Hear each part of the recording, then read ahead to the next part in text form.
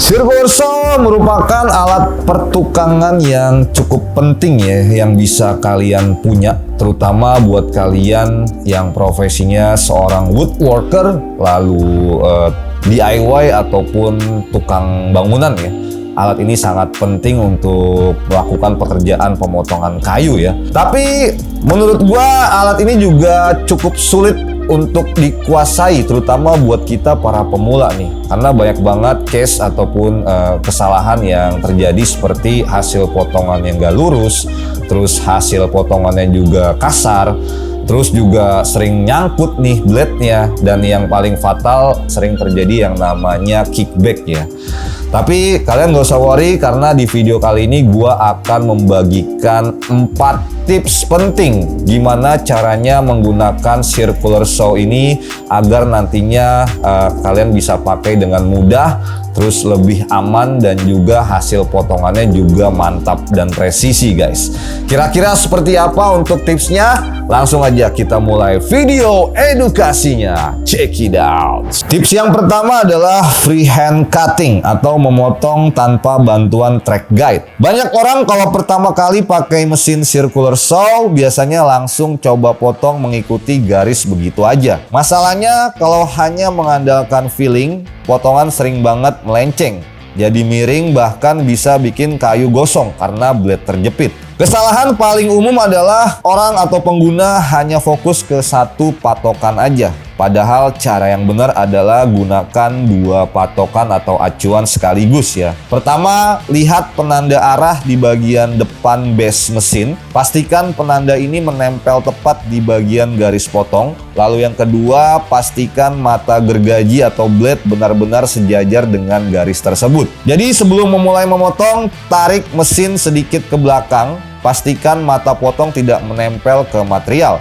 Saat proses pemotongan, fokus utama kalian bukan hanya ke penanda, tapi lebih banyak melihat blade-nya secara langsung. Kalau terasa mulai seret atau blade seperti terjepit, jangan dipaksa. Tarik sedikit ke belakang, luruskan lagi, baru lanjutin motongnya. Dengan cara ini, freehand cut bisa jauh lebih lurus dan juga lebih aman.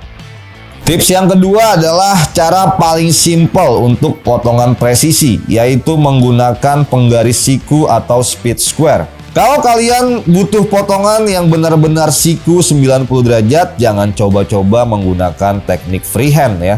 Caranya gampang ketika menggunakan teknik penggaris siku ini.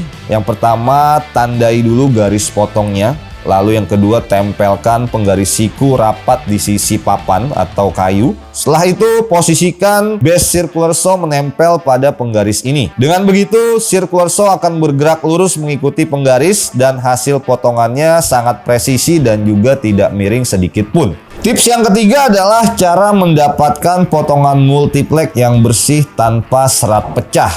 Multiplex itu cukup tricky guys. Kalau kalian salah setting, bagian atasnya gampang banget chip out atau pecah. Kesalahan paling umum adalah settingan mata potong terlalu dalam. Kalau mata potong keluar terlalu jauh di bawah papan, sudut giginya akan menghantam permukaan atas terlalu keras, dan hasilnya serat kayu jadi pecah. Solusinya adalah atur kedalaman blade hanya sedikit lebih dalam dari ketebalan multiplex. Cukup keluar beberapa milimeter saja. Lalu trik tambahan yang paling ampuh adalah menggunakan tape atau lakban. Tempelkan tape tepat di sepanjang garis potong. Setelah itu potong secara perlahan, dan hasilnya udah pasti potongan kayu jauh lebih clean dan juga lebih rapi guys.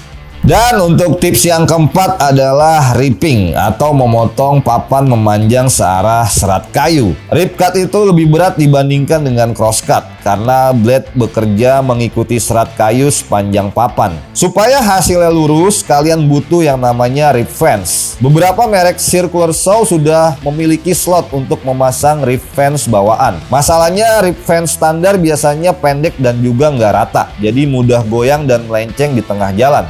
Upgrade paling simpel adalah menambahkan balok kayu kecil supaya guide-nya lebih panjang dan juga stabil. Caranya kalian bikin potongan kayu sekitar 10-15 cm, lalu kalian skrupkan ke bagian rip fence. Setelah dipasang, guide akan jauh lebih mudah menahan arah potongan sehingga tetap paralel. Dengan rip fence yang lebih stabil, ripping jadi lebih lurus, lebih presisi, dan terlihat jauh lebih profesional. Mau beli alat teknik lengkap dan terpercaya? Ya di teknik.com dong. Ribuan produk teknik, semua original dan ready stock. Teknik.com? Segala kebutuhan teknik ada di sini.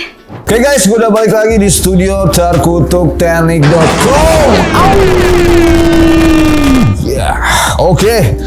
Jadi itulah 4 tips yang bisa kalian coba di rumah ataupun di bengkel ya. Semoga dengan tips-tips yang gue berikan tadi, ketika kalian menggunakan mesin circular saw cordless ataupun yang listrik, proses pemotongannya jadi jauh lebih gampang, hasilnya juga lebih bagus, dan yang paling penting presisi dan juga lurus ya guys. Dan jangan lupa jika kalian sedang membutuhkan cordless circular saw yang performanya joss dan barangnya ini dari brand yang sudah cukup terkenal yaitu Makita, kalian boleh cek link pembeliannya di deskripsi video ini, mulai dari link Shopee Mall kita, Tokopedia Mall, dan juga Lazada ya. Oke, mungkin sekian untuk video edukasi kali ini, semoga bermanfaat. Jangan lupa untuk selalu dukung channel kita dengan cara like, share, dan subscribe, dan nantikan kembali video edukasi selanjutnya dari channel kami.